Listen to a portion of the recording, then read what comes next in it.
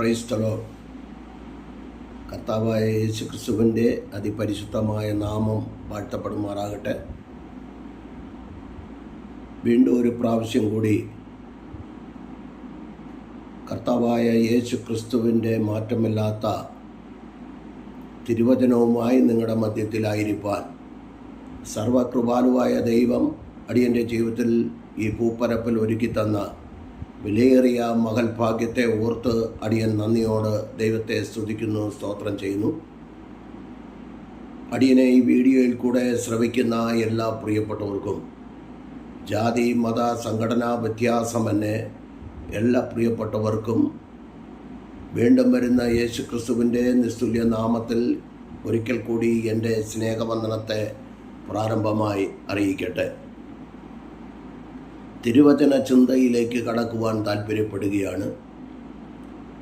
ചില ആഴ്ചകൾ തമിഴ്നാടിൻ്റെ പ്രദേശത്തായിരിക്കാനും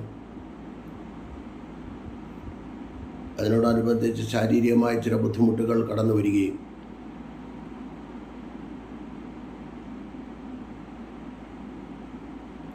ഹോസ്പിറ്റലായിരുന്നു. എന്നാൽ ദൈവകൃപയിൽ ആശ്രയിച്ച് തുടർന്നും അനേക ഇടങ്ങളിൽ ഓടേണ്ടതുണ്ട്. ദൈവം ബലപ്പെടുത്തുന്ന ദൈവകൃപയെ ഓർത്ത് നന്ദി പറയുന്നു. അനേകർ പ്രാർത്ഥിച്ചു. എല്ലാവർക്കും നന്ദിയുണ്ട്. പ്രത്യേകിച്ച് ഗിൽഗാൽ പ്രയർ ടവർ എല്ലാ പ്രിയപ്പെട്ടവരും ശക്തമായി പ്രാർത്ഥിക്കുവാനിടയായി. ആ കർത്തൃദാസനും ഗിൽഗാൽ പ്രയർ ടവറിനും പ്രത്യേകിച്ച് നന്ദി അർപ്പിക്കുന്നു. അടിയനെയും കുടുംബമായി ദൈവകരങ്ങളിൽ ഏൽപ്പിച്ച് സമർപ്പിച്ച് പ്രാർത്ഥനയോടെ ആയിരിക്കുമ്പോൾ തന്നെ ഞങ്ങളെ ഓർത്ത് പ്രാർത്ഥിക്കണമേ എന്നുള്ള ദൈവ വചന ചിന്തയിലേക്ക് കടക്കുവാൻ താല്പര്യപ്പെടുന്നു. അതിനാധാരമായിട്ട് ഇന്ന് ഒരു 12 ചിന്തയാണ് ഓടിച്ച് ആത്മീയ ചിന്ത മാത്രം തന്ന് അത് കഴിഞ്ഞിട്ട് ബാക്കിയുള്ള കാര്യങ്ങൾ നിങ്ങൾ വായിച്ച് ധ്യാനിച്ച് മനസ്സിലാക്കിക്കൊള്ളണം. 12 വിധ താഴ്വരകളെ കുറിച്ചാണ് ഇന്നത്തെ എൻ്റെ ചിന്താവിഷയമെന്ന് പറയുന്നത്. അതിൽ ആത്മീയമായി ചില ചിന്തകൾ ഓടിച്ച് വ്യത്യസ്ത നിലകളിൽ പറഞ്ഞ് പ്രാർത്ഥിപ്പാൻ താല്പര്യപ്പെടുന്നു. അതിനാധാരമായി തിരഞ്ഞെടുക്കപ്പെട്ട ഒരു തിരുവെഴുത്ത് എന്ന് പറയുന്നത് രാജാക്കന്മാർക്ക് എഴുതിയ 1-ാം പുസ്തകം 20-ാം അധ്യായം 28-ാം വാക്യമാണ്. അവിടെ ഇങ്ങനെ പറയുന്നു, ഒരു ദൈവപുരുഷൻ വന്ന് ഒരാലോചന പറയുകയാണ്. നമ്മുടെ ദൈവം പർവ്വതദേവനാകുന്നു, താഴ്വര ദേവനല്ല. അതിൻ്റെ 23-ാം വാക്യം കൂടെ ചേർത്ത് പഠിക്കുമ്പോൾ രാജാക്കന്മാർക്ക് എഴുതിയ 1-ാം പുസ്തകം 20-ന്റെ 23 കൂടെ ചേർത്ത് പഠിക്കുമ്പോൾ ശത്രു സൈന്യം പറയുകയാണ്, അവർ താഴ്വരയിൽ വച്ച് യുദ്ധം ചെയ്യുന്നത് കൊണ്ടാണ് അവരുടെ ദേവന്മാർ, ഇങ്ങനെ പറയുക, അവരുടെ ദേവന്മാർ പർവ്വത ദേവന്മാരാകുന്നു എന്ന് ആ ഭാഗം നിങ്ങൾ വായിച്ചു കഴിഞ്ഞാൽ നിങ്ങൾക്ക് മനസ്സിലാകും. 12 താഴ്വരകളെക്കുറിച്ച് ദൈവവചന അടിസ്ഥാനത്തിൽ തിരഞ്ഞെടുത്ത് ആത്മീയചിന്ത ഓടിച്ചു പറഞ്ഞ് പ്രാർത്ഥനയ്ക്കായി സമയം വേർതിരിക്കുന്നു. ഈ താഴ്വരകളിൽ കൂടെയൊക്കെ നാം കടന്നു പോകുന്നവരാ. അതുകൊണ്ടാണ് പറയുന്നത്, നമ്മുടെ ദൈവം താഴ്വരയിലിട്ട് തകർക്കുന്ന ദൈവമല്ല, താഴ്വരയിൽ നിന്ന് ഉയർത്തുന്ന ദൈവമാണ്. ഇനി നമുക്കതിനൊരു കെട്ടിങ് കൊടുക്കാം, താഴ്ചയിൽ നിന്ന് ഉയർത്തുന്ന ദൈവം. ദൈവകരങ്ങളിൽ ഏൽപ്പിച്ച പ്രാർത്ഥനയോടെ ആയിരിക്കാം. അതിനെക്കുറിച്ച് സങ്കീർത്തനം 68 കടന്നു വരുമ്പോൾ 68-ന്റെ 15 മുതൽ 17 വരെയുള്ള ബാശാൻ പർവ്വതം ദൈവത്തിൻ്റെ പർവ്വതമാകുന്നു. ബാശാൻ പർവ്വതം കൊടുമുടികളേറിയ പർവ്വതമാകുന്നു. കൊടുമുടികളേറിയ പർവ്വതങ്ങളെ ദൈവം വസിപ്പാൻ ഇച്ഛിച്ചിരിക്കുന്ന പർവ്വതത്തെ നിങ്ങൾ സ്പർദ്ധിക്കുന്നു.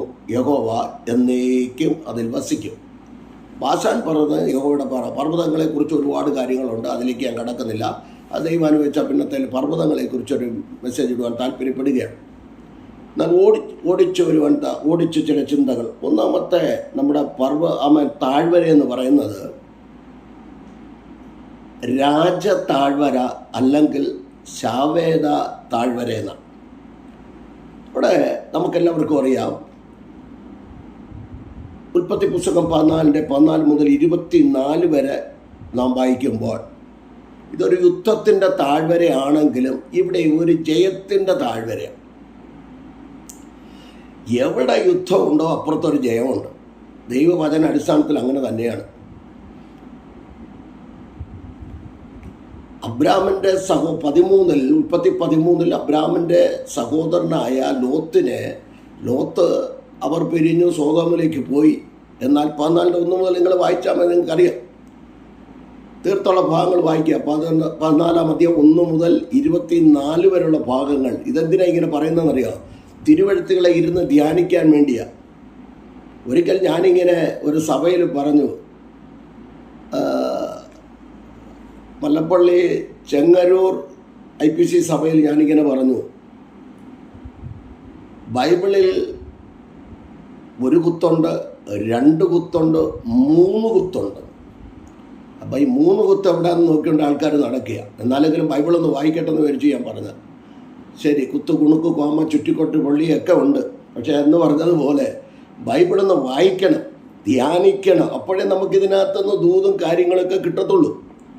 അപ്പോൾ 14 അധ്യായം ഉൽപ്പത്തി പുസ്തകം 14 അധ്യായം 14 മുതൽ 24 വരെയുള്ള ഭാഗങ്ങൾ വായിക്കുമ്പോൾ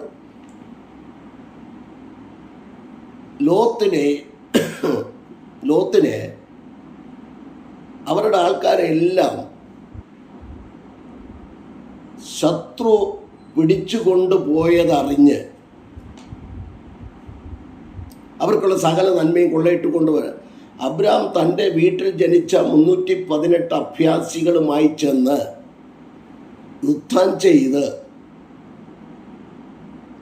ജയിച്ച് വരുമ്പോൾ അവിടെ ഒരു മൽക്കീസദേക്കിനെ കാണുന്നു.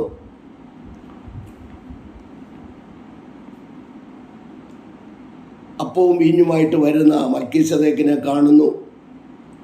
അപ്പോൾ ഞാൻ ആ ഭാഗത്തേക്ക്, അത് മൽക്കീസദേക്ക് വേറൊരു വിഷയമാണ്, അതുകൊണ്ട് ഞാൻ ആ ഭാഗം വിട്ടിട്ട് താഴ്വരയിൽ മാത്രം നിൽക്കുന്നു. അങ്ങനെ യുദ്ധത്തിൽ ജയിച്ച് എല്ലാവരും തിരികെ കൊണ്ടുവന്ന് താഴ്വരയാണ് രാജതാഴ്വര അല്ലെങ്കിൽ ശവേദ താഴ്വര. ഇതിനെക്കുറിച്ച് നിങ്ങൾ ധ്യാനിച്ചു കൊള്ളണം, ഇല്ലെങ്കിൽ ഇത് തീരത്തില്ല. അപ്പോൾ ഒന്നാമത്തെ താഴ്വര എന്ന് പറഞ്ഞാൽ അബ്രാം തൻ്റെ 318 തൻ്റെ വീട്ടിൽ ജനിച്ച ദാസന്മാരായ 318 അഭ്യാസികളെയും കൊണ്ടുപോയി തൻ്റെ സഹോദരനെ വിടുവിച്ചു കൊണ്ടുവന്ന താഴ്വര. വിടുവിച്ചു കൊണ്ടുവന്ന് ജയത്തിൻ്റെ താഴ്വര എന്ന് പറയാം. യുദ്ധത്തിൻ്റെ താഴ്വരയാണ്. ആ യുദ്ധത്തിൽ അവർക്ക് വിജയമുണ്ടായി. നമുക്ക് ഇന്നത്തെ കാലഘട്ടങ്ങളിൽ കൃപായുഗത്തിൽ നിൽക്കുന്ന നമുക്ക് ആത്മീയ യുദ്ധമാണ്, അല്ലാതെ ജഡരക്തങ്ങളോട് എഫെസ്യർ 6:10 മുതൽ 14 വരെ പോരാട്ടമില്ല. അതും കൂടെ നമുക്ക് പറയാം. രണ്ടാമത്തെ താഴ്വരയാണ് ഹെബ്രോൻ താഴ്വര. ഉൽപ്പത്തി പുസ്തകം 37 അധ്യായം നിങ്ങൾ പഠിച്ചാൽ മതി ഫുള്ള്. സഹോദരന്മാരുടെ സ്നേഹ അന്വേഷണത്തിനായി അപ്പനായ യാക്കോബിൻ്റെ ആലോചന പ്രകാരം ചെന്നെത്തിയ താഴ്വരയാണ്, യോസഫ് ചെന്നെത്തിയ താഴ്വരയാണ് ഹെബ്രോൻ താഴ്വര. അവിടെ ചെന്ന് ചോദിക്കുന്ന സഹോദരന്മാരെ ആടുകളെ മേയിച്ചുകൊണ്ടിരുന്ന് കണ്ടോന്ന് ചോദിക്കുമ്പോൾ ദോതാനിലേക്ക് പോകുന്നു എന്ന് കിടക്കുന്നു.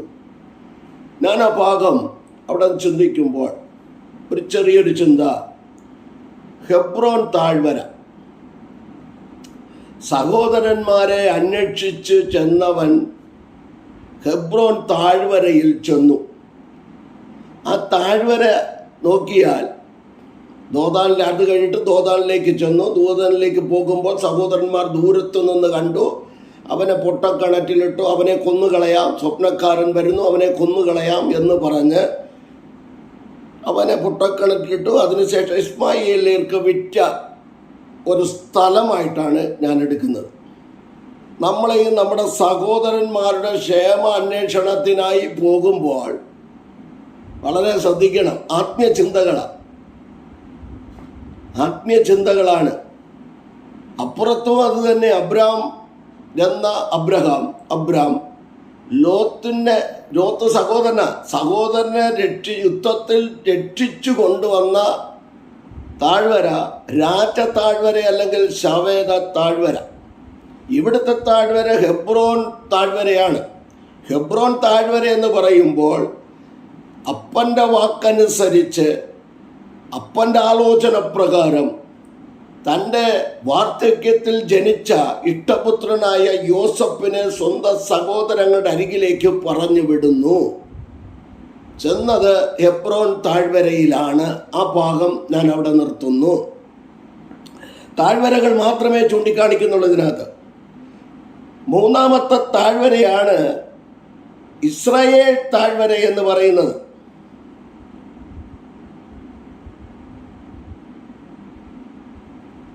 അനന്തരം മിദ്യാന്യരും അമാലേക്യരും കിഴക്ക് ദേശക്കാർ എല്ലാവരും ഒരുമിച്ച് കൂടി ഇക്കരെ കടന്നു ഇസ്രായേൽ താഴ്വരയിൽ പാളയമിറങ്ങി.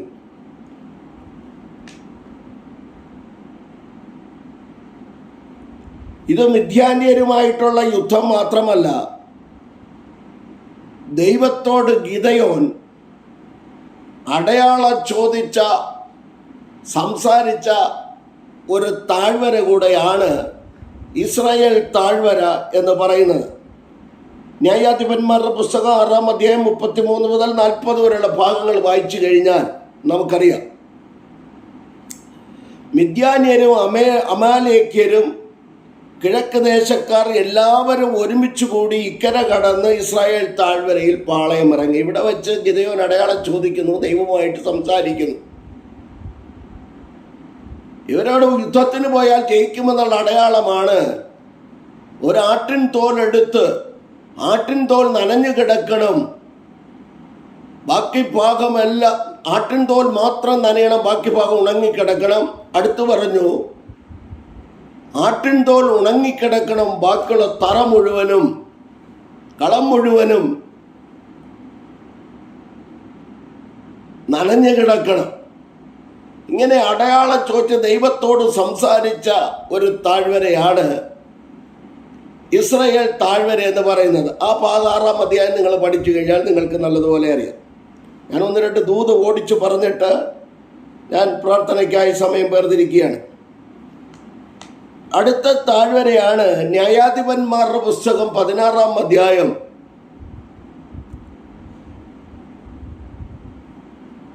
4-ാം വാക്യത്തിലേക്ക് വരുമ്പോൾ സോരേക്ക് താഴ്വര, അതായത് അഭിഷിക്തനായ ശിംശോന്റെ ജഡ 7 കത്രിച്ച് കളഞ്ഞ താഴ്വര എന്ന് വേണമെങ്കിൽ പറയാം. ദലീല എന്ന വേശ്യയുടെ അടുക്കൽ പോയ താഴ്വര എന്ന് വേണമെങ്കിൽ പറയാം. സോരേക്ക് താഴ്വര വെച്ച് ദലീല എന്ന വേശ്യയെ കണ്ടെത്തി എന്നാണ് അവിടെ കിടക്കുന്നത്. ഇവിടെ ശ്രദ്ധിക്കേണ്ടത് 3 തന്ത്രമാണ്. അവിടെ എഴുതിയിരിക്കുന്ന പദം ഇങ്ങനെയാണ്: 1, ദലീല എന്ന വേശ്യ സ്ത്രീ, ഒന്നാമത് കപട സ്നേഹം, 2 വശീകരണം, 3 ശക്തിയുടെ രഹസ്യം, 4 ഉള്ളിലുള്ള മുഴുവനും പുറത്തെടുക്കുക, 4 വഞ്ചനയാൽ. സംഖ്യാപുസ്തകം 6-ാം അധ്യായം 1 മുതൽ 5 വരെയും ന്യായാധിപന്മാരുടെ പുസ്തകം 13-ാം അധ്യായം 1 മുതൽ 5 വരെയുള്ള ഭാഗങ്ങൾ വായിക്കുമ്പോൾ നാസീർ വ്രതക്കാരൻ്റെ തലയിൽ ക്ഷൗരക്കത്തി തൊടരുത്, പല വിധത്തിൽ വശീകരിച്ച് അതിൽ നിന്ന് രക്ഷപ്പെട്ട ശിംശോൻ, കടങ്കഥകൾ പറഞ്ഞ് രക്ഷപ്പെട്ട ശിംശോൻ ലാസ്റ്റിൽ അസഹ്യപ്പെടുത്തുക നിമിത്തം താൻ ഉള്ളിലുള്ളത് മുഴുവനും തുറന്നു പറഞ്ഞു കൊടുത്തു. ഉള്ളിലുള്ളത് മുഴുവനും തുറന്നു. ചിലരങ്ങനെ ഉള്ളിലുള്ളത് മുഴുവനും തുറക്കും. ശരി, പറയേണ്ടത് പറയുക, പറയരുതാത്തത് പറയരുത്.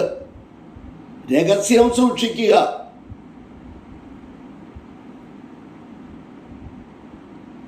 പറയേണ്ട കാര്യങ്ങൾ ഒട്ടും മറച്ചു വയ്ക്കാതെ പറയുക, വചന അടിസ്ഥാനത്തിൽ, അല്ലാത്തത് വിടുക. ശരി, ഞാൻ ആ ഭാഗത്തേക്ക് കിടക്കുന്നില്ല. ഇത്രയും കാരണത്താൽ അവിടെ ഒരു ദൂത്, ശിംശോൻ സാധാരണ ഫെലിസ്ത്യൻ വരുന്നെന്ന് പറയുമ്പോൾ ചാടി എഴുന്നേൽക്കും, അത് പൊട്ടിക്കും, കട്ടളക്കാലം എടുത്തോണ്ട് പോകും, എല്ലാ പരിപാടികളും ചെയ്ത പുള്ളി ലാസ്റ്റില് ജടയേട് മുറിച്ചു കഴിഞ്ഞ് ഇയാൾ പഴയതുപോലെ കുടഞ്ഞ് ചാടി എഴുന്നേക്കുക. സോരേക് താഴ്വര ചാടി എഴുന്നേറ്റ് കഴിഞ്ഞപ്പോൾ അവിടെ എഴുതിയിരിക്കുന്ന ഒരു പദമാണ് എന്നെ ശ്രദ്ധിച്ചത്. ആത്മാവ് തന്നെ വിട്ടുപോയത് താൻ അറിഞ്ഞില്ല. ന്യായാധിപൻ ഇപ്പൊ 16-ാം അധ്യായം വായിച്ചാൽ മതി. ആത്മാവ് വിട്ടുപോയത് താൻ അറിഞ്ഞില്ല. ഇന്ന് പലരുടെ ആത്മാവ് വിട്ടുപോയത് അവരറിയുന്നില്ല. ശൗലിന്റെ, ഇസ്രായേലിന്റെ 1-ാമത്തെ രാജാവായ ശൗലിനെ നോക്കിക്കേ. തൻ്റെ ആത്മാവ് വിട്ടുപോയത് താനും അറിഞ്ഞില്ല. താന് പണ്ട് പറഞ്ഞത് ഇപ്പോഴും പറഞ്ഞുകൊണ്ടിരിക്കുക. 38 വർഷം, 2 വർഷക്കാലം ആത്മാവിൽ ശുശ്രൂഷിച്ചു. അത് കഴിഞ്ഞ് 38 വർഷക്കാലം ആത്മാവില്ലാതെ പ്രവാചകന്മാരെ, ദൈവത്തിൻ്റെ പുരോഹിതന്മാരെ മുഴുവനും കൊന്നുമുടിച്ച് ദാവീദിനെ വേട്ടപ്പട്ടിയെ പോലെ കുന്തം കൊണ്ട് ഓടിച്ചോടിച്ച് അവസാനം കുന്തത്തിൽ വീണ് താൻ മരിച്ചില്ല, ഒരു അമാലേക്കൻ അവൻ്റെ തല വെട്ടിയെന്ന് ശമൂവേൽ 2-ാം പുസ്തകത്തിൽ 1-ാം അധ്യായം വായിക്കുമ്പോൾ 31 കുന്തത്തിൽ വീണ് കിടക്കുന്നു, അപ്പുറത്ത് തല വെട്ടിയത്. ആ ഭാഗം ഞാൻ അവിടെ വിടുക. പുള്ളിയുടെ ആത്മാവ് പോയത് പുള്ളി അറിഞ്ഞില്ല. കൊടുത്തവൻ ആത്മാവിനെ എടുത്ത് ദൈവപ്രമാണം ലംഘിച്ചു കഴിഞ്ഞാൽ ഒറ്റ ഒരുത്തൻ്റെ ഉള്ളിൽ ആത്മാവ് നിൽക്കത്തില്ല. ഒറ്റ പരിശുദ്ധാത്മാവിന് വിരോധമായി, ദൈവവചനത്തിന് വിരോധമായി, അടൽക്കരേതിയാന്തര അതിന് വിരോധമായി നിൽക്കുന്ന ദൈവദാസന്മാർക്ക് വിരോധമായി, ദാസിമാർക്ക് വിരോധമായി, വിശ്വാസ കുടുംബങ്ങൾക്ക് വിരോധമായി, ഇനി വിശ്വാസികളും എബ്രായന്മാരും തമ്മിൽ അടിക്കുന്ന ഇവൻ്റെ ഒന്നും ഉള്ളിൽ ആത്മാവില്ല, പരിശുദ്ധാത്മാവേ ഇല്ല. അതിന് തെളിവ് പുറപ്പാട് പുസ്തകം 2-ാം അധ്യായം 10 മുതലുള്ള ഭാഗങ്ങൾ താഴോട്ട് വായിച്ചാൽ മതി. 15 വരെയുള്ള ഭാഗങ്ങൾ വായിച്ചാൽ മതി. ആദ്യം ഒരു മിസ്രൈമിൻ എബ്രായനെ അടിക്കുന്നത് കണ്ട് മോശ കണ്ടു. ഞാൻ ആ ഭാഗം ചുരുക്കി പറയുക, കണ്ടു, തെളിവ് വേണമല്ലോ, അതുകൊണ്ടാണ്. അത് കേട്ട് എബ്രായനും തമ്മിലടിയ. അപ്പൊ ഇന്ന് എബ്രായന്മാര് തമ്മിൽ അടിച്ചു കഴിഞ്ഞാൽ അവന്റെ ഉള്ളിൽ ആത്മാവില്ല.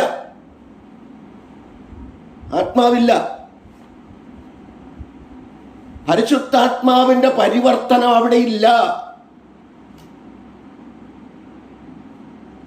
അത് IPC ഒട്ടകമായിട്ട്, AG ഒട്ടകമായിട്ട്, സെറ്റോക്കോട് ഒട്ടകമായിട്ട്, ഷാരോൺ ഒട്ടകമായിട്ട്, ഇൻഡിപെൻഡന്റ് ഒട്ടകമായിട്ട്, ഏത് ഒട്ടകമായാലും ശരി, ഇല്ല, ആത്മാവില്ല. തമ്മിലടി, പക, മത്സരം, പിണക്കം, പ്രകക്ഷാനകതുരി, ഇതൊന്നും പരിശുദ്ധാത്മാവിൻ്റെ നിയോഗമല്ല, അശുദ്ധാത്മാവിൻ്റെ നിയോഗമാണ്.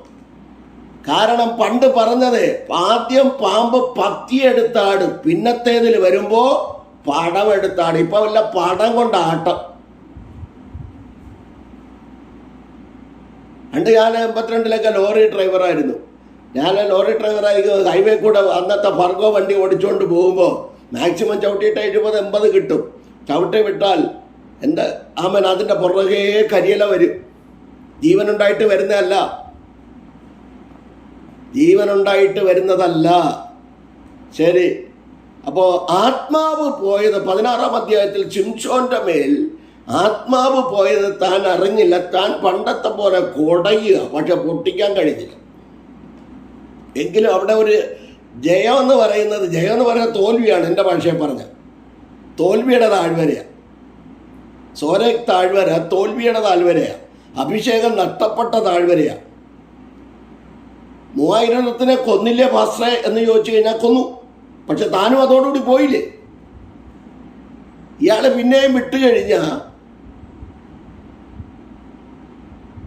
ഇയാൾ വീണ്ടും ഇതിനേക്കാളും മറ്റുള്ള പ്രവൃത്തികൾ ചെയ്യും. അതുകൊണ്ട് ദൈവം വിചാരിച്ചു ഇവനെ അങ്ങ് തട്ടിക്കളെ.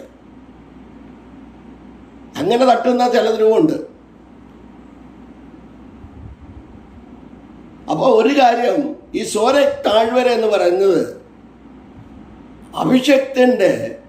അഭിഷക്തനായ ശിംശോന്റെ ജഡ 7 നഷ്ടപ്പെട്ട താഴ്വര. അതുകൊണ്ട് നമുക്ക് തന്നിരിക്കുന്ന പരിശുദ്ധാത്മ നിറവ് അതൊരു സോരേക് താഴ്വരയിൽ കൊണ്ടുപോയി അതിനെ കളയാതെ, യോസഫിനെ പോലെ ഹെബ്രോൻ താഴ്വരയിൽ ചെന്നാലും പോത്തിഫറിന്റെ വീട്ടിൽ പോയി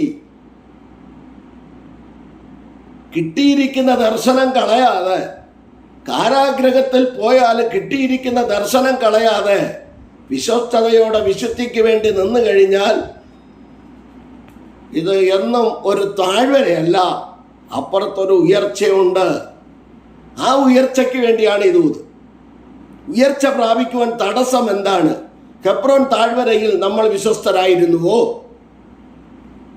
ശവേദ രാജ താഴ്വരയിൽ സ്വന്തം സഹോദരനെ പിടിച്ചുകൊണ്ട് പോയപ്പോൾ അവൻ ഞങ്ങളോട് പിണങ്ങിയല്ലേ പോയത്, അതുകൊണ്ട് അവൻ പോട്ട്, അവൻ അങ്ങനെ തന്നെ വരണമെന്ന് പറയാതെ പോയി യുദ്ധം അബ്രാമും 318 അഭ്യാസികളും കൂടെ, വീട്ടിൽ ജനിച്ച 318 അഭ്യാസികളും കൂടെ ചേർന്ന് പോയി യുദ്ധത്തിൽ തിരിച്ച് സഹോദരനെ കൊണ്ടുവന്നതുപോലെ ചെയ്യാൻ തയ്യാറാകുമെങ്കിൽ അത് ആത്മാവിൻ്റെ ഒരു ശുശ്രൂഷയെന്നാണ് ഞാൻ പറയും. യേശു ക്രിസ്തുവിൻ്റെ സ്നേഹമെന്നാ പറയുന്നത്. അത് ഹെബ്രോൻ താഴ്വര. നിന്നെ പൊട്ട കണ്ടിട്ട് നിന്നെ വിക്കട്ട് വിലപേശട്ട് നിനക്ക് വേണ്ടി. ഇതൊരു ഹെബ്രോൻ താഴ്വരയാണെന്ന് മനസ്സിലാക്കി അപ്പുറത്തൊരു ഉയർച്ചയുണ്ടെന്ന് പറഞ്ഞ് നീ വിശ്വസ്തയോടെ നിൽക്ക്, വിശുദ്ധിക്ക് വേണ്ടി നിൽക്ക്, വചനപ്രകാരം നിൽക്ക്. ദൈവം അവിടെ മാനിക്കുക തന്നെ ചെയ്യും. അടുത്തതായിട്ട് ആ ഭാഗം ഞാൻ അവിടെ വിടുക. അപ്പോൾ ഉള്ള കൃപയെ ആരും നഷ്ടപ്പെടുത്തല്ലേ. ഒരു ദലീലെ മടിയിൽ കൊണ്ടുവന്ന് ഉള്ള കൃപ, ഇന്നത്തെ ദലീലയുടെ മടിയെന്ന് പറയുന്ന മൊബൈലാണ്. അതിനകത്ത് ആ മടി കിടക്കുന്ന മുഴുവൻ. ഞാൻ അതിലേക്ക് പോകുന്നില്ല.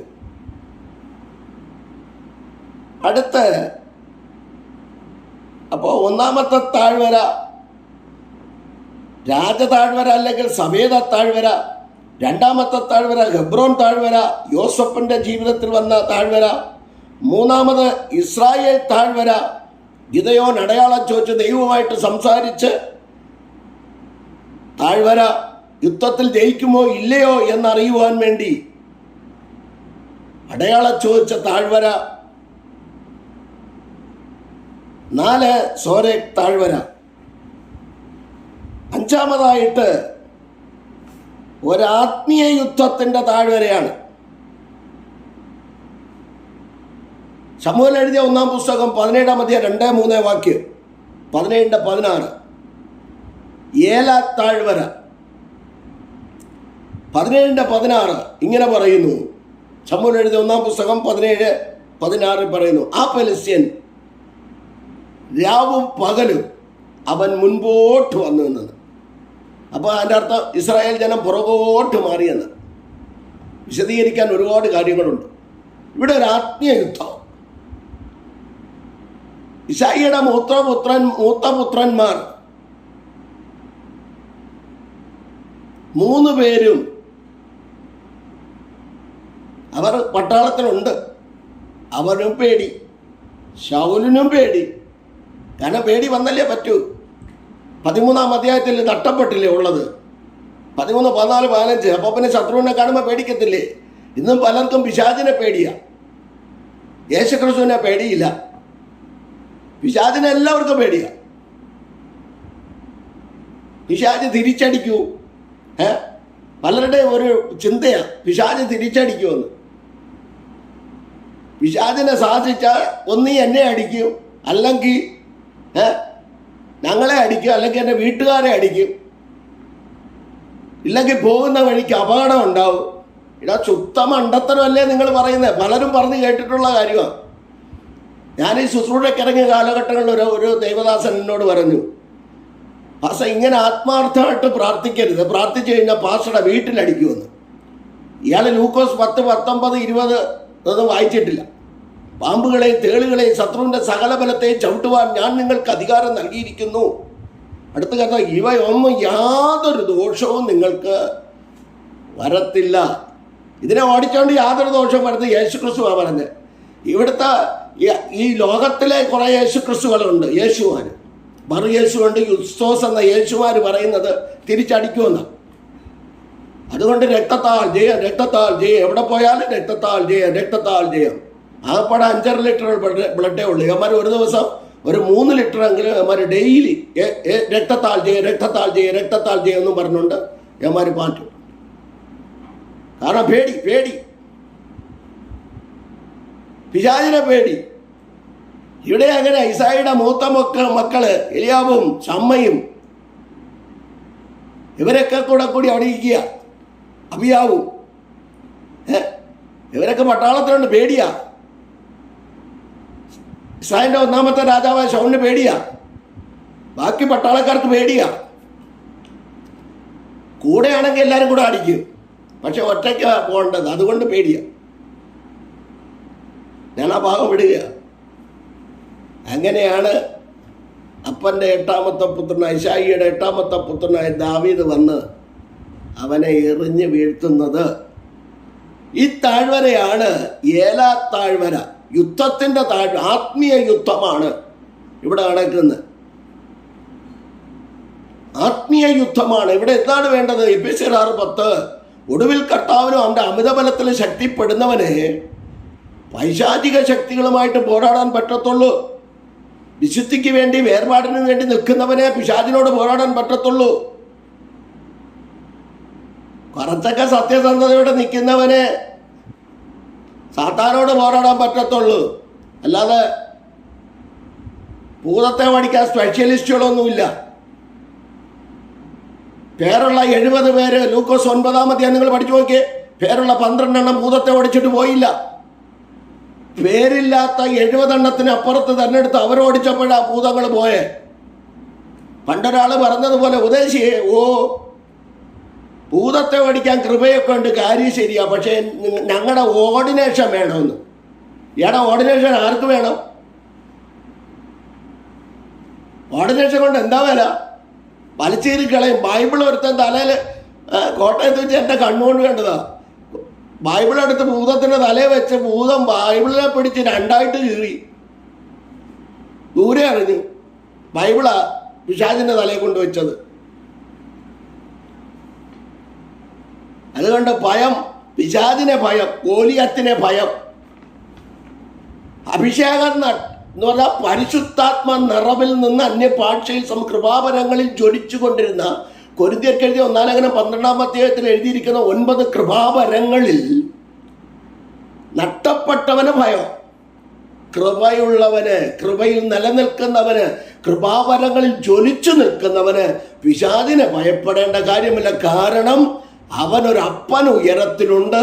സകലത്തെയും ജയിച്ച ആ കർത്താവാണ്. ആ കർത്താവിൻ്റെ മകൻ എന്നുള്ള ഒരു പദവിയുണ്ടോ? റോമർ 8:17, നാം മക്കളെങ്കിലോ അവകാശികളും ദൈവത്തിന് അവകാശികളും ക്രിസ്തുവിന് കൂട്ടവകാശികളുമാണോ? ഭയപ്പെടേണ്ട കാര്യമില്ല. റോമർ 8:14, ദൈവാത്മാവ് നടത്തുന്നവരൊക്കെയും ദൈവത്തിൻ്റെ മക്കളാണ്.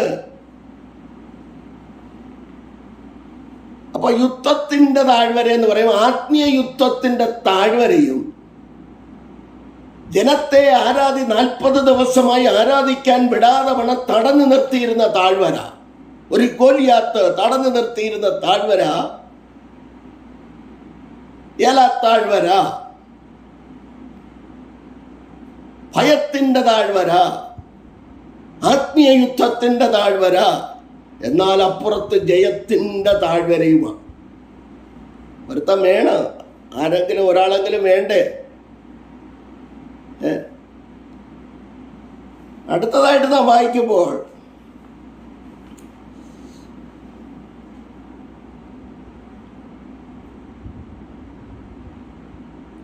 ബരാഖ താഴ്വരയാണ്. ദിനവൃത്താന്തങ്ങളുടെ 2-ാം പുസ്തകം 20-ാം അധ്യായം നമ്മൾ പഠിച്ചു കഴിയുമ്പോൾ അവിടെ കാണുന്നുണ്ട്, യഹോശാഫാത്തിന് ദൈവദാസനായ യഹോശാഫാത്തിന് വിരോധമായി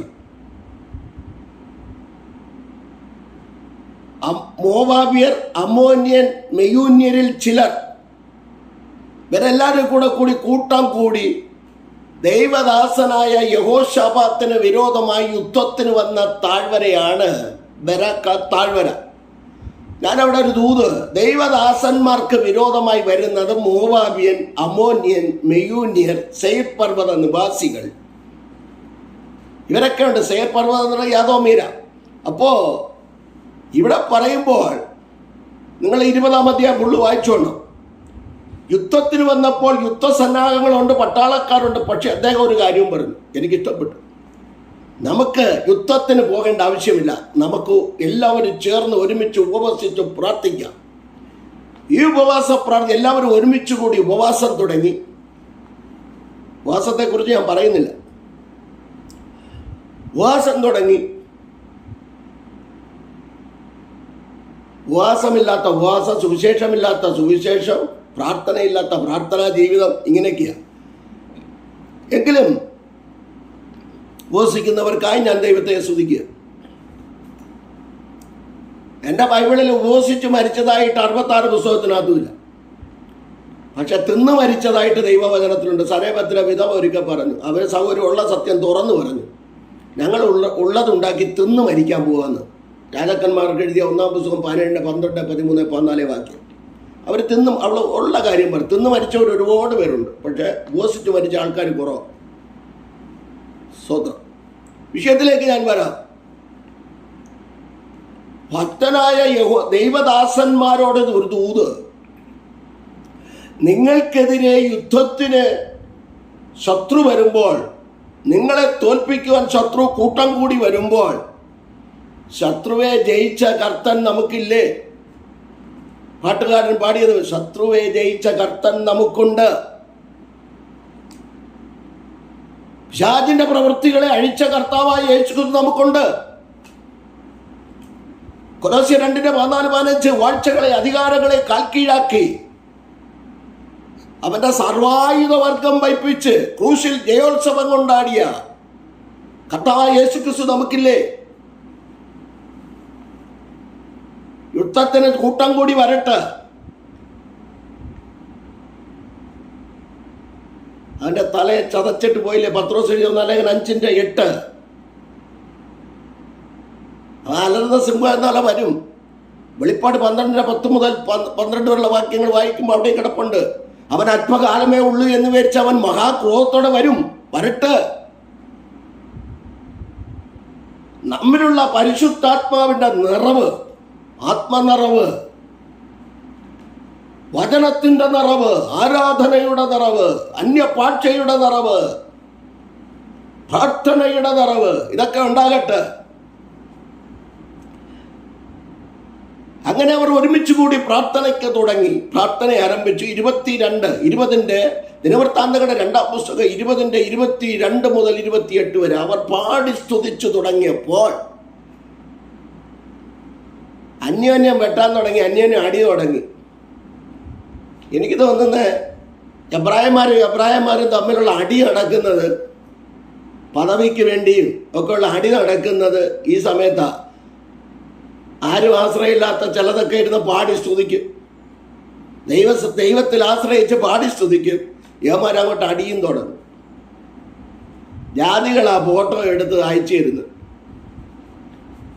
വേണ്ട, നിങ്ങളുടെ അവിടെ കണ്ട അടിയെന്ന്. അതുകൊണ്ട് ഉപവാസത്തിലടി, ഒരു മെസ്സേജ് കൊടുത്തില്ലെങ്കിൽ അടി, ഒരു പ്രാർത്ഥന കൊടുക്കാൻ മറന്നുപോയാൽ അടി, ചീത്തവിളി, അവനെ പിടിച്ച് സ്റ്റേജിലിരുത്തിയില്ലെങ്കിൽ അടി. അവൻ ലൂസിഫറിന്റെ ആത്മാവിനെ കൊണ്ട് നാരണത്തിനെ കൊണ്ടാവും പോകും. ഈ ആത്മാവിനേക്കാൾ വിവേചിക്കേണ്ടതുണ്ടെന്ന് ഈ നാളുകളിൽ. ഒറിജിനൽ ഒന്നുമില്ല, മിക്കവാറും ഉള്ളതൊക്കെ ഡ്യൂപ്ലിക്കേറ്റാ. പിന്നെ അഭിനയിക്കാൻ അറിയാം, അനുഭവിക്കാൻ അറിയത്തില്ല. അനുഭവമാണ് പെന്തക്കോസ്, പക്ഷെ അഭിനയിക്കാൻ അറിയാമെന്നുള്ളത് കൊണ്ട് ഇവരൊക്കെ അങ്ങ് അഭിനയത്തിൽ കൂടെയാ പോകുന്നത്.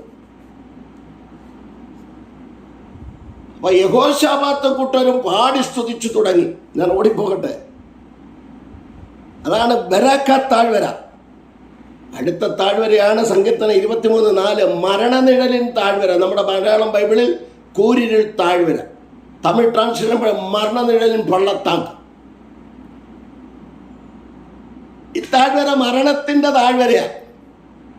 പല ദൈവദാസന്മാർ പറയും മരിച്ചാൽ മതി മരിച്ചാൽ മതി മരിച്ചാൽ മതി. ഈ ഒരു താഴ്വര. കാരണം നിങ്ങളെ ഏൽപ്പിച്ച ചില ദൗത്യങ്ങൾ ഇനിയും ചെയ്യാനുണ്ട്. രാജാക്കന്മാർക്ക് എഴുതിയ 1-ാം പുസ്തകം 19:1 മുതൽ 10 വരെ വായിക്കുമ്പോൾ ഏലിയാവും പറയുന്നു മരിച്ചാൽ മതി. 18-ാം അധ്യായം നിങ്ങൾ പഠിച്ചു നോക്ക്. 850 ബാലിൻ്റെ അശേരയുടെ കള്ളപ്രവാചകന്മാരെ വെട്ടി ഒറ്റക്കേറ്റുമുട്ടി പ്രാർത്ഥിച്ച് യാഗപീഠത്തിൽ തീയിറക്കി അവരെ വെട്ടി തോൽപ്പിച്ച് ഇവിടെ വരുമ്പോൾ പറഞ്ഞെനിക്ക് മരിച്ചാൽ മതി.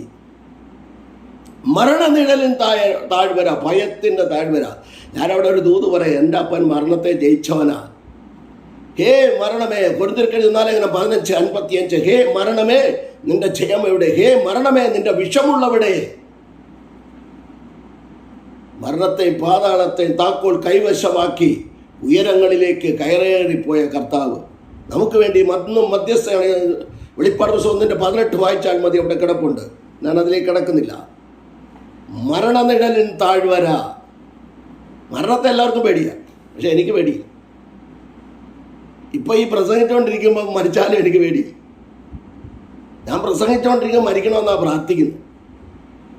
സ്വതന്ത്രം എപ്പോഴും പറയും. അടുത്ത താഴ്വരയാണ് കണ്ണുനീർ താഴ്വര. 84-ാം സങ്കീർത്തനം 6-ാം വാക്യം ഓടിപ്പോവുക. അതിനോട് ചേർന്ന് ന്യായാധിപന്മാർ 2-ാം അധ്യായം 1 മുതൽ 5 വരെ വായിക്കുമ്പോൾ വായിക്കുന്ന ഒരു താഴ്വരയാണ് ബോഖീം താഴ്വര. ബോഖീം എന്നാണ് അവിടെ കിടക്കുന്നത്. ബഖായിം താഴ്വര എന്ന് പറഞ്ഞ് കേട്ടിട്ടുണ്ട്. എന്നാൽ ബൈബിളിൽ കിടക്കുന്ന ബോഖീം. ഗിൽഗാലിൽ നിന്നൊരു ദൂതൻ പറന്നു വന്ന് ഇസ്രായേൽ ജനം കണ്ണുനീരൊഴുക്കി കരഞ്ഞുകൊണ്ടിരിക്കുമ്പോൾ അവിടെ വന്ന് അവരോട് ചില ആലോചനകൾ പറയുന്ന ഒരു താഴ്വരയാണ് ബോഖീം. അതായത് കണ്ണുനീർ താഴ്വര. ഇസ്രായേൽ ജനം കണ്ണുനീരൊഴുക്കി കരഞ്ഞുകൊണ്ടിരിക്കുക. ഞാൻ എന്ത് പറഞ്ഞാൽ അവിടെ ഒരു ദൂത്, ക്രിസ്തീയ ജീവിതം എന്ന് പറയുന്നത് വെറും അനുഗ്രഹത്തിൻ്റെ ആശീർവാദത്തിൻ്റെയും ബ്ലെസ്സിങ്ങിൻ്റെയും ജീവിതമല്ല. കഷ്ടതയുടെയും പ്രതിസന്ധികളുടെയും പ്രതികൂലങ്ങളുടെയും ഒക്കെ താഴ്വരയാ. അപ്പോസ്തലപ്രവൃത്തി 14:22 നാം അനേക ഘട്ടങ്ങളിൽ കൂടെ ദൈവരാജ്യത്തിൽ കിടക്കേണ്ടതാകുന്നു. ഫിലിപ്പിയർ 1:29 അത് ദൈവം തന്നെ വച്ചതാകുന്നു. ക്രിസ്തു യേശുവിൽ വിശ്വസിപ്പാൻ മാത്രമല്ല കട്ട സഹിപ്പാനും ഞാൻ നിങ്ങൾക്ക് വരം നൽകിയിരിക്കുന്നു. തിമോഥെയോസിന് 2-ാം ലേഖനം 3:12 ക്രിസ്തു യേശുവിൽ ഭക്തിയോടെ ജീവിക്കുവാൻ മനസ്സുള്ളവർക്കൊക്കെ ഉപദ്രവമുണ്ട്. സങ്കീർത്തനം 34:19 നീതിമാന്റെ അനർത്ഥങ്ങൾ അസംഖ്യമാണ്, അവ എല്ലാറ്റിലും യഹോവ അവനെ വിടുവിക്കുന്നു. യോബ് 5:19 6 ഘട്ടം നിങ്ങൾക്ക് വരും, 7-ാമത്തെ തിന്മ നിങ്ങളെ തൊടുകയില്ല. യോഹന്നാൻ 16:33 യേശു ക്രിസ്തു പറഞ്ഞു ലോകത്തിൽ ഘട്ടമുണ്ട്, എങ്കിലും നിങ്ങൾ ധൈര്യപ്പെടുവിൻ, ഞാൻ ലോകത്തെ ജയിച്ചിരിക്കുന്നു. ഒരുപാട് വാക്യങ്ങളുണ്ട്. യോബ് 13:15 യോബ് 23:10 അവനെന്നെ ശോധന ചെയ്താൽ ഞാൻ പൊന്നുപോലെ പുറത്തു വരും. യോബ് 13:15 ഇങ്ങനെ പറയുന്നു, അവനെന്നെ കൊന്നാലും ഞാൻ അവനായി തന്നെ കാത്തിരിക്കും. അപ്പൊ ക്രിസ്തീയ ജീവിതം കണ്ണുനീരിന്റെ താഴ്വരയാ. അവിടെ കണ്ണുനീർ ബോക്കീം എന്ന് പറയുന്നത് കരയുന്നവർ. കരയുന്നവർ. ഇസ്രായേൽ ജനം ദൈവം പറഞ്ഞത് അനുസരിക്കാതെ അവരുടെ വഴികളിൽ തന്നെ നിന്നതുകൊണ്ട് നിങ്ങൾക്ക് അവർ വിലാപ്പുറത്ത് മുള്ളായും കണിയായും ഇരിക്കുമെന്ന് ന്യായാധിപന്മാർ 2:1 മുതൽ 5 വരെ വായിക്കുമ്പോൾ ദൂതൻ വന്ന ആലോചന പറയുക. അനുതപിച്ച് കരയുന്നവർക്ക് വേണ്ടി വിടുതലുണ്ട്. അപ്പോൾ അതവിടെ വിടട്ടെ. അടുത്ത താഴ്വരയാണ് ആക്കോർ താഴ്വര. 9-ാമത്തെ താഴ്വര ആക്കോർ താഴ്വര. 7:24 യോശുവയുടെ പുസ്തകം 7:24 കല്ലെറിഞ്ഞ് കൊന്ന താഴ്വര. ആഖാന് ബൈബിളിൽ അവൻ 1-ാമത്തെ സ്വർണ്ണ മോഷ്ടാവാണ് ആഖാൻ. അതിനുശേഷമാണ് ഇപ്പോൾ സർവത്ര മോഷ്ടാക്കൾ ഇറങ്ങിയത്. ബൈബിളിൽ തന്നെ കിടപ്പുണ്ട്. അതാണ് സത്യവേദപുസ്തകം എന്ന് ഞങ്ങൾ പറയുന്നത്. തെറ്റ് ചെയ്തത് തെറ്റെന്ന് തന്നെ ചൂണ്ടിക്കാണിക്കുന്ന ഒരേ ഒരു പുസ്തകം എന്ന് പറയുന്നത് വിശുദ്ധ ബൈബിളാണ്. ചെയ്തതുപോലെ തന്നെ എഴുതി വച്ചിട്ടുണ്ട് എന്ന് പറഞ്ഞാൽ നമ്മൾ ആ തെറ്റിലേക്ക് പോകാതിരിക്കാൻ എഴുതി വെച്ചിരിക്കുന്ന നമുക്കൊരു പാഠമായിട്ട് എഴുതി വെച്ചിരിക്കുന്ന, ദൈവത്തിൻ്റെ അള്ളപ്പാട് കേട്ടവർ ഇങ്ങനെ പോയി, അതുകൊണ്ട് നിങ്ങൾ പോകരുതെന്ന് എഴുതി വച്ചിരിക്കുന്ന ഒരു പുസ്തകം. അതാണ് വിശുദ്ധ തിരുവെഴുത്തുകൾ, വിശുദ്ധ ബൈബിൾ എന്ന് പറയുന്നത്. അപ്പോൾ മനസ്സിലായല്ലോ, ഓടിച്ചു പോകട്ടെ. അടുത്തതായിട്ട് അക്കോർ താഴ്വര തന്നെ. ഈ അക്കോർ താഴ്വര ഒരു അനുതാപം ഇല്ല ഇയാൾക്ക്. യഹൂദാ ഗോത്രം അവര് വരിവരിയാൻ നിർത്തി യഹൂദാ ഗോത്രം പിടിക്കപ്പെട്ടെന്ന്. അപ്പം ഈ സ്തുതിക്കുന്നവന്മാരാ മോട്ടിക്കാൻ ഏറ്റവും കൂടുതൽ അറിയാവുന്നത്. മോട്ടിക്കാൻ അറിയാവുന്നത് സ്വോത്രം പറയുന്നവന്മാരാണ്. എനിക്കതിന് പേടിയില്ല. എല്ലാവരും അല്ല, എല്ലാത്തിലും ഉണ്ട് മോഷ്ടിക്കുന്നവര്. പക്ഷെ ഇവിടെ പറയുന്നത് യഹൂദാ ഗോത്രം പിടിക്കപ്പെട്ടു, സ്വോത്രം പറയുന്നവൻ പിടിക്കപ്പെട്ടു. എല്ലാവരും നിരത്തി നിർത്തിയപ്പോൾ സ്വോത്രം പറയുന്നവൻ പിടിക്കപ്പെട്ടു. യഹൂദാ ഗോത്രം, യഹൂദ അർത്ഥസ്തുതി, സ്വോത്രം പറയുന്നവൻ പിടിക്കപ്പെട്ടു. അതുകൊണ്ട് സ്വോത്രം പറയുന്നവരെ ശ്രദ്ധിച്ചോണം. മോട്ടിക്കാൻ നല്ല സൗകര്യമാണ്. യോശുവ പോലും ലീഡർ കാണാതെ മോട്ടിക്കും. ലീഡർ എന്ത് ചെയ്യാനാ? പണ്ട് തങ്കമണി സംഭവത്തിൽ കർണാരന് മുഖ്യമന്ത്രിയായിരിക്കുമ്പോൾ അദ്ദേഹം പറഞ്ഞ പോലെ, ഞാൻ എന്ത് ചെയ്തിട്ടാണ്, ഞാനിവിടെ ഇരിക്കില്ല, യവന്മാർ പോയി ഓരോന്ന് ചെയ്യാൻ പറയുന്നു, യവന്മാർ കറക്റ്റായിട്ട് കാര്യങ്ങൾ ചെയ്യണ്ടേ, യവന്മാർ വേലത്തരങ്ങൾ കാണിച്ചാൽ ഇവിടെ ഇരുന്നുകൊണ്ട് ഞാൻ എന്ത് ചെയ്യാനാ എന്ന് ചോദിച്ചതുപോലെ ലീഡർമാർ വളരെ ശ്രദ്ധിക്കണം. കൂടെ വയ്ക്കുന്നമാർ മോട്ടിച്ചിട്ട് ലീഡർക്കും കൂടെ പഴി വരും. അത് ആത്മീയകോണത്തിൽ മാത്രമല്ല, അല്ലാത്ത ഉണ്ട്, രാഷ്ട്രീയമായിട്ടും ഉണ്ട്, ആത്മീയകോണത്തിലും ഉണ്ട്, ലോകപരമായിട്ടും ഉണ്ട് മോഷണം. അതൊക്കെ നടന്നുകൊണ്ടിരിക്കുകയല്ലേ. അത് ബൈബിൾ എഴുതി വെച്ചിരിക്കുന്ന കാര്യമാണ് പറയുന്നത്. അക്കോർ താഴ്വര മടങ്ങി വന്നാൽ, അവിടെ ഹോശിയ അതിന് ആൻസർ അക്കോർ താഴ്വരയെ പ്രത്യാശയുടെ താഴ്വരയാക്കി മാറ്റിയെന്ന. നീ അനുതപിച്ചു മടങ്ങി വന്നാൽ, തെറ്റിൽ നിന്ന് അനുതപിച്ചു മടങ്ങി വന്നാൽ, തെറ്റ് ചെയ്തു പോയി എന്ന് പറഞ്ഞാൽ ഈ താഴ്വരയെ പ്രത്യാശയുടെ താഴ്വരയാക്കി മാറ്റുമെന്ന് ഹോശിയ പ്രവചനം 2:14-15 ഇങ്ങനെ പറയുന്നു. ഞാൻ അവളെ വശീകരിച്ച് മരുഭൂമിയിൽ കൊണ്ടുവന്ന് കൃത്യമായി അവളോട് സംസാരിക്കുമെന്ന് പറഞ്ഞു. ഞാൻ അവളുടെ അക്കോർ താഴ്വരയെ ഞാൻ പ്രത്യാശയുടെ താഴ്വരയാക്കി മാറ്റും. ബാക്കി ഭാഗം വായിച്ചോണം. അടുത്ത താഴ്വരയാണ് എസ്കോൾ താഴ്വര. എസ്കോൾ താഴ്വര എന്ന് പറയുന്നത് സംഖ്യാപുസ്തകം 13 വരുമ്പോൾ എസ്കോൾ താഴ്വരയെക്കുറിച്ച് നാം കാണുന്നത് വാക്തത്വങ്ങളുടെ താഴ്വര. എൻ്റെ ഭാഷയെ പറഞ്ഞു, ഈ വാക്തത്വം പ്രാപിക്കണമെങ്കിൽ അവിടെ അനാഖ്യമല്ലന്മാരുണ്ട്. മോശ വാക്തത്വദേശം ഒറ്റുനോക്കുവാൻ 12 ഗോത്ര പ്രഭുക്കന്മാരെ അയച്ചു. ദൂത് പറഞ്ഞത് ഒരാൾ, നിന്ന സ്ഥലം ഒന്ന്, കാദേശ് ബർന്ന, ലക്ഷ്യം ഒന്ന്, വിശ്വാസം ഒന്ന്. ഇവർ പുറപ്പെട്ടു. അവിടെ ചെന്ന് അനാഖ്യമല്ലന്മാരെ കണ്ടപ്പോൾ 10 ഗോത്രക്കാർക്ക് വാക്തത്വം പോയി. വാക്തത്വം പ്രാപിക്കണമോ? യുദ്ധമുണ്ട്. വാക്തത്വം പ്രാപിക്കണമോ? ദൈവം പറഞ്ഞ വാക്തത്വങ്ങളെ മുറുകെ പിടിച്ച് പ്രാർത്ഥിച്ച് ആത്മനിറവ് പ്രാപിച്ച് മുൻപോട്ട് പോകണമെങ്കിൽ മാത്രമേ എസ്കോൾ താഴ്വരയിൽ നിന്ന് മാതളപ്പഴവും മുന്തിരിക്കൊലയും മുറിച്ചെടുത്തുകൊണ്ട് തോളിച്ചു വന്ന വാക്തത്വങ്ങളെ കൊണ്ടുവരുവാൻ കഴിയത്തുള്ളൂ.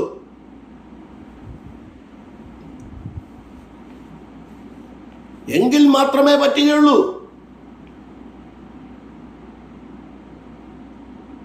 13-23-24 എസ്കോൾ താഴ്വര.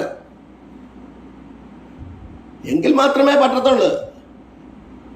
ഇത് ഞാൻ പ്രാർത്ഥിച്ചു, എനിക്ക് തന്നില്ലേ വിവരം അറിയുമെന്ന് പറയുന്ന പാർട്ടികളായിരുന്നുള്ളത്.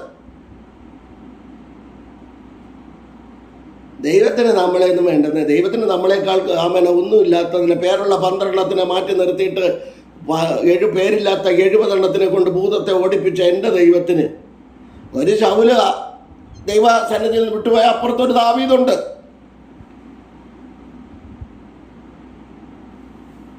ഒരു പത്രോസ് പോപ്പ്, ഒന്നാമത്തെ പോപ്പ് തെറ്റ് കാണിച്ചാൽ ശാസിക്കാൻ അപ്പുറത്തൊരു പൗലോസ് ഉണ്ടെന്നേ.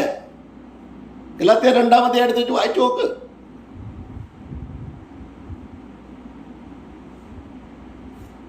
ശാസിച്ചു കഴിഞ്ഞാൽ വിവരം അറിയും. പിന്നെ സഭയിലും കയറ്റൂല, വിളിക്കത്തുമില്ല. വേണ്ട, വിളിക്കണ്ട. ഉള്ളത് തുറന്ന് പറഞ്ഞിട്ട് കിട്ടുന്ന മതി. എന്തിനാ ഒരുപാട് കഞ്ഞി കുടിച്ച് കിടക്കണം? തമിഴ്നാട്ടിലെങ്ങനെ താമസിച്ചിരുന്നെങ്കിൽ 20 കിലോ അരിയെങ്കിലും കിട്ടുവാൻ. ഇവിടെ ഒരു കേന്ദ്രമന്ത്രിയായ പ്രധാനമന്ത്രി ഭരിക്കുന്ന നരേന്ദ്രമോദിജി ഭരിക്കുന്ന 29 സംസ്ഥാനത്തിൽ തമിഴ്നാട്ടിൽ ബാക്കി ചില സംസ്ഥാനങ്ങളിലുമൊക്കെ ഫ്രീ ആയിട്ട് അരി കൊടുക്കുക. ഒരുപാട് കാര്യങ്ങൾ അവർ ചെയ്യുന്നു. ഇവിടെ 1 കിലോ അരി പോലും ഇല്ല. അതിനെക്കുറിച്ച് പറഞ്ഞാൽ ചിലപ്പോൾ തല്ലു വരും, അതുകൊണ്ട് പറയുന്നില്ല. അതും കൂടെ വെട്ടി വിഴുങ്ങിയിട്ടും ആർക്കും ഒന്നുമില്ല. പണ്ട് ഹിന്ദിയിലൊരു പഴഞ്ചൊല്ല്, ബഡേ ബഡേ ലോഗ് ബഡേ ബഡേ ചൂരി കർത്ത ചോട്ട ചോട്ട ലോഗ് ചോട്ട ചോട്ട ചൂരി കർത്തേന്ന്. അതുകൊണ്ട് കക്കട്ട് കുഴപ്പമില്ല. നമുക്ക് 1 കിലോ അരിക്ക് ദൈവം അന്നെന്നുള്ള കാക്ക കുഞ്ഞുങ്ങൾക്കും അതതിൻ്റെ ആഹാരം കൊടുക്കുന്ന ദൈവം ഞങ്ങൾക്ക് തരും. ഞങ്ങൾക്ക് ഭയപ്പാടില്ല, പേടിയില്ല, പട്ടിണി കിടക്കാനും തയ്യാറാ. പട്ടിണി കിടക്കാനും ഞങ്ങൾ തയ്യാറാ, ഞങ്ങൾക്ക് പേടിയില്ല. അതുകൊണ്ട് ഒരേ ഒരു കാര്യം പറഞ്ഞ് വളരെ ശ്രദ്ധിച്ചോണേ, നമ്മുടെ ദൈവം പർവ്വതദേവനാണ്, താഴ്വര ദേവനല്ല. ശത്രുവിന് പോലും അറിയാം. അവർ പറയുക സമഭൂമിയിൽ വെച്ച് യുദ്ധം ചെയ്യാം, ഇവർ താഴ്വരയിൽ വെച്ച് യുദ്ധം ചെയ്താൽ പർവ്വതദേവൻ മുകളിലുണ്ടെന്ന്. ഞാനിത് പ്രസംഗിക്കുമ്പോൾ ഞങ്ങൾക്കൊരു പർവ്വത ദൈവമുണ്ട്, ബാഷാൻ പർവ്വതത്തിൽ വസിക്കുന്ന ദൈവം. 68 സംഘത്തിന് 15, 16, 17 വാക്യങ്ങൾ. ഞാനതുകൊണ്ട് ഒന്നുകൂടെ 12 കാര്യങ്ങൾ. അപ്പോൾ എത്ര താഴ്വരയായി? 10 താഴ്വരയായി. അടുത്ത 11ാമത്തെ താഴ്വര ഞാൻ ആദ്യത്തേത് ലാസ്റ്റിലേക്ക് കൊണ്ടുവരിക. ഉൽപ്പത്തി പുസ്തകം 6-ാം അധ്യായം 8, 6-ാം അധ്യായം, 7-ാം അധ്യായം, 8-ാം അധ്യായം, 9-ാം അധ്യായം പഠിക്കുമ്പോൾ നോഹയുടെ ദൈവം പറഞ്ഞു പെട്ടകം പണിയാണ്. പണി താഴ്വരയിലാണ്. പണി നടന്നത് താഴ്വരയിലാണ്. ഏകദേശം 80 വർഷക്കാലം പണി നടന്നിരിക്കണം. 120 എന്ന് പറയുമ്പോൾ എത്രയോ ആകട്ടെ. പെട്ടകം പണി പെട്ടകം പണി 4-5 ക്വാളിഫിക്കേഷനുകൾ. 1, കൃപ ലഭിക്കണം. 6-8, 6-9 നേരോടെ നിഷ്കളങ്കതയോടെ ദൈവത്തോട് കൂടെ നടക്കണം. 3-4. 6-22 ദൈവം നോഹയോട് കൽപ്പിച്ചതുപോലെ ചെയ്തു, അങ്ങനെ തന്നെ ചെയ്തു. എൻ്റെ ദൈവമേ, ഇന്നത്തെ പുള്ളികളെ ഞാനടക്കമായിരുന്നെങ്കിൽ ഈ ഗോപർ മരത്തിന് പകരം വട്ടമരം കയറ്റിയനെ. എങ്കിൽ ആ 40 ദിവസത്തെ വെള്ളപ്പൊക്കത്തിന് അത് ഉടഞ്ഞ് നാശമായിപ്പോയത്. അതുകൊണ്ടാണ് ദൈവം പറയുന്നത് അങ്ങനെ തന്നെ അവൻ നോഹയോട് കൽപ്പിച്ചതുപോലെ ചെയ്തു, അങ്ങനെ തന്നെ ചെയ്തു. കൂട്ടാനും പോയില്ല, കുറയ്ക്കാനും പോയില്ല. ഈ ദൈവവചനത്തെ കൂട്ടുന്നവരുണ്ട്, ദൈവവചനത്തെ കുറയ്ക്കുന്നവരുണ്ട്. ദൈവം കൽപ്പിക്കുന്നത് എന്താണോ അത് ചെയ്യുക. അത് വചനാടിസ്ഥാനത്തിൽ ചെയ്യുക. വചനാടിസ്ഥാനത്തിൽ ചെയ്താൽ മതിയെന്ന്. ഈ പെട്ടകം താഴ്വരയിൽ വെച്ച് പണിതു, ദൈവം വാതിലടച്ചു. 7 ദിവസം പെട്ടകം ഉയരാതിരുന്നു. എന്നാൽ മഴ, ആ മേഘം കറുത്തു, ആകാശം നിന്ന് കിളിവാതിൽ തുറന്നു, മഴ വന്നു. ആഴിയുടെ ഉറവുകളും ഭൂമിയിൽ നിന്ന് ഉറവുകളും തുറന്നു. ഒരു ദൂത് എന്നോട് പറഞ്ഞത്, വാഗ്ദത്തങ്ങൾ പറഞ്ഞിട്ട് ഒരാഴ്ചയായിട്ട് നിനക്ക് ഉയരാൻ കഴിഞ്ഞില്ല, വാഗ്ദത്തം നടന്നില്ലെങ്കിലും അടകിൽ കമന ഘടകക്ഷസി, എൻ്റെ ദൈവം പടിപ്പടിയായി നിന്നെ ഉയർത്തും. 40 ദിവസം കൊണ്ടല്ലേ 17,200 അടി ഉയരത്തിൽ അനാറത്ത് പർവ്വതത്തിൽ ഡേയും ഡേറ്റും എഴുതി. 38-4 7-ാം മാസം 17-ാം തീയതി പെട്ടകം അറാറത്ത് പർവ്വതത്തിൽ ഉറച്ചു. ഇവിടെ പണി നടക്കുമ്പോൾ അവിടെ ഈ സ്ഥലം റെഡിയാക്കി വെച്ചു. താഴെ ഇട്ട് തകർക്കുന്ന ദൈവമല്ല, ഉയർത്തുന്ന ദൈവമാ. അടുത്തൊരു താഴ്വരയുണ്ട്. യിരെമ്യാ 23:24, ഞാൻ കാണാതെ വണ്ണം ആർക്കെങ്കിലും മറയത്ത് ഒളിപ്പാൻ കഴിയുമോ എന്ന് യഹോവയുടെ അരുളപ്പാട്. ഞാൻ ആകാശവും ഭൂമിയും നിറഞ്ഞിരിക്കുന്ന ദൈവം. അപ്പോസ്തലനായ പൗലോസ് ഫിലിപ്പിയർക്ക് ലേഖനം എഴുതുമ്പോൾ ആത്മവെളിപ്പാടിൽ യേശു ക്രിസ്തു മനുഷ്യ അവതാരത്തിൽ ഇറങ്ങി വരുന്ന കാഴ്ചപ്പാട് കണ്ടുകൊണ്ട് യിരെമ്യാ 23:24 ചേർത്തുകൊണ്ട് അദ്ദേഹം വിളിച്ചു പറയുന്നു, അവൻ ദൈവരൂപത്തിലിരിക്കെ ദൈവത്തോടുള്ള സമത്വം മുറുകെ പിടിച്ചുകൊള്ളണമെന്ന് വിചാരിക്കാതെ ദാസരൂപമെടുത്ത് മനുഷ്യ സാദൃശ്യത്തിലായി വേഷത്തിൽ മനുഷ്യനായി വിളങ്ങി തന്നെത്താൻ താഴ്ത്തി ക്രൂശിലെ മരണത്തോളം തന്നെ ഏൽപ്പിച്ചു കൊടുത്തു. അതുകൊണ്ട് ദൈവം ഏറ്റവും ഉയർത്തി. ഉന്നതങ്ങളിൽ ആകാശവും ഭൂമിയും നിറഞ്ഞിരുന്നവൻ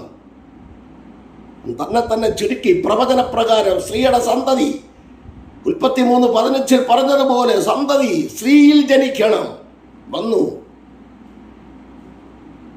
ഭൂമിയിലേക്ക് താണിറങ്ങി വന്നു. ഒരു മറിയയുടെ ഉള്ളിൽ ചരിത്രകാരന്മാരുടെ ഭാഷ ഒരു കൊത്തുമല്ലിയുടെ ആകൃതിയിൽ, കൊത്തുമല്ലിയുടെ അത്രയും വലിപ്പത്തിൽ ഒരു മറിയയുടെ ഗർഭപാത്രത്തിൽ ഉരുവാകുവാൻ കണക്കിന് പാകത്തിന് പരിശുദ്ധാത്മാവിനാൽ ഉൽപ്പാദിതമായി.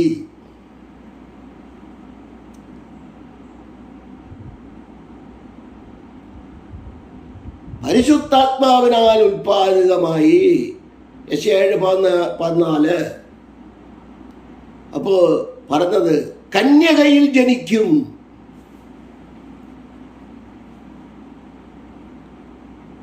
മീഖാ 2 ബത്ലഹേമിൽ ജനിക്കും.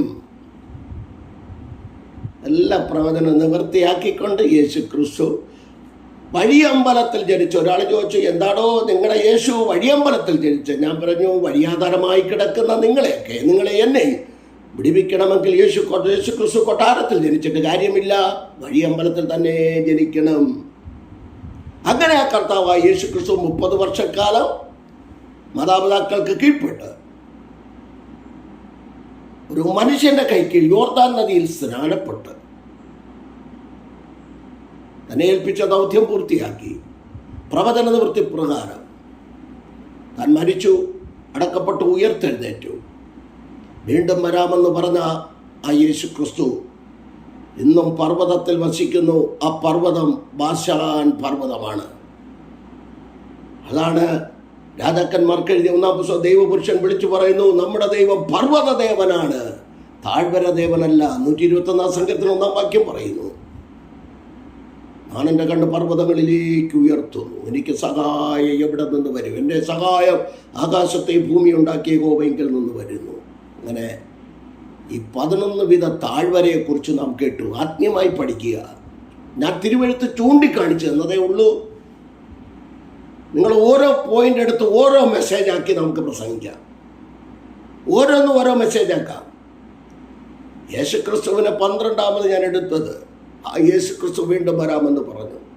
നിങ്ങളുടെ ഹൃദയം കലങ്ങിപ്പോകരുത്, ദൈവത്തിൽ വിശ്വസിപ്പിൻ, എന്നിലും വിശ്വസിപ്പിൻ. എൻ്റെ പിതാവിൻ്റെ ഭവനത്തിൽ അനേക വാസസ്ഥലങ്ങളുണ്ട്. ഞാൻ സ്ഥലമൊരുക്കിയാൽ ഞാനിരിക്കുന്നിടത്ത് നിങ്ങളെ ഇരുത്തും. ആ കർത്താവിൻ്റെ സന്നിധിയിൽ നമ്മെ ഏൽപ്പിച്ചു കൊടുക്കാം. കർത്താവെ, അനേക കണ്ണുനീർ താഴ്വര, ബാക്കായിൻ താഴ്വര, യുദ്ധത്തിൻ്റെ താഴ്വരയാണെങ്കിൽ അപ്പുറത്തൊരു ജയമില്ലേ? ജയത്തിൻ്റെ താഴ്വരയാണ്. യുദ്ധത്തിൽ ജയമുണ്ട്, ഈ പോരാട്ടത്തിൽ ജയമുണ്ട്. ആ കർത്താവിൻ്റെ കരങ്ങളിൽ ഏൽപ്പിച്ചു കൊടുക്കാം. കണ്ണുകളടയ്ക്കാൻ പ്രാർത്ഥിക്കാൻ. പരിശുദ്ധ പിതാവേ, അവിടുത്തെ കരങ്ങളിലേക്ക് സമ്പൂർണ്ണമായി അടിയനെ സമർപ്പിക്കുന്നു.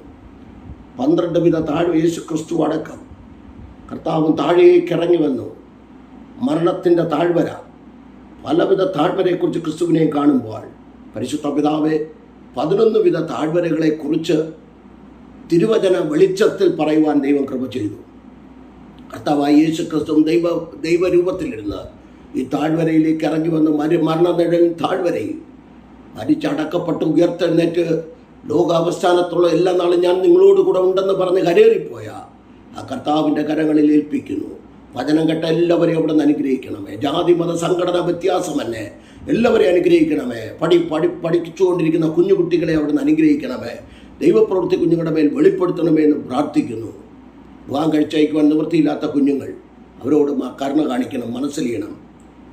കർത്താവെ, രോഗികളായി കിടക്കുന്നവർ, കിഡ്നി നഷ്ടപ്പെട്ട് കിടക്കുന്ന കുഞ്ഞുങ്ങൾ, അവരോട് കരുണ കാണിക്കണം. അവർക്ക് വേണ്ട നന്മകൾ അവിടുന്ന് ചെയ്യണമേ കർത്താവെ. അവിടുത്തെ കരങ്ങളിൽ ഏൽപ്പിക്കുന്നു. ഇന്ത്യ മഹാരാജ്യത്തിന് വേണ്ടി പ്രാർത്ഥിക്കുന്നു. പ്രധാനമന്ത്രിക്കായി, പ്രസിഡന്റിനായി പ്രാർത്ഥിക്കുന്നു.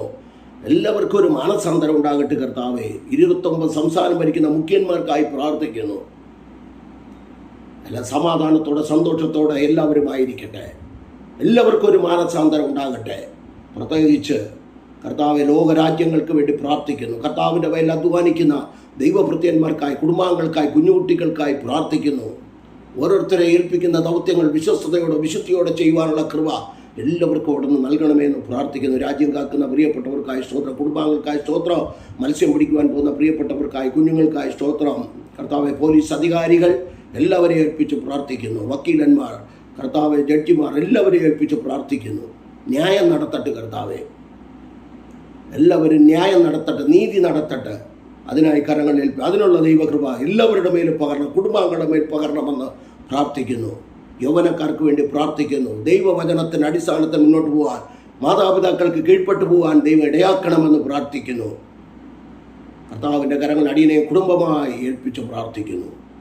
ഈ തിരുവനന്തപുരത്തിൽ കൂടെ അനേകർക്കൊരു വിടുതലും ഈ താഴ്വരയിൽ നിന്ന് എൻ്റെ ദൈവം താഴ്വര ദേവനല്ല, ഒരു പർവ്വത ദേവനുണ്ടെന്ന് ജാതികൾ പറഞ്ഞതുപോലെ, ശത്രു പറഞ്ഞതുപോലെ ഞങ്ങളും പറയുവാൻ, ഞങ്ങൾ ആ പർവ്വതത്തിലേക്ക് നോക്കുവാൻ, സഹായം വരുന്ന പർവ്വതത്തിലേക്ക് നോക്കുവാൻ ഞങ്ങൾക്കും കൃപ ചെയ്യണം.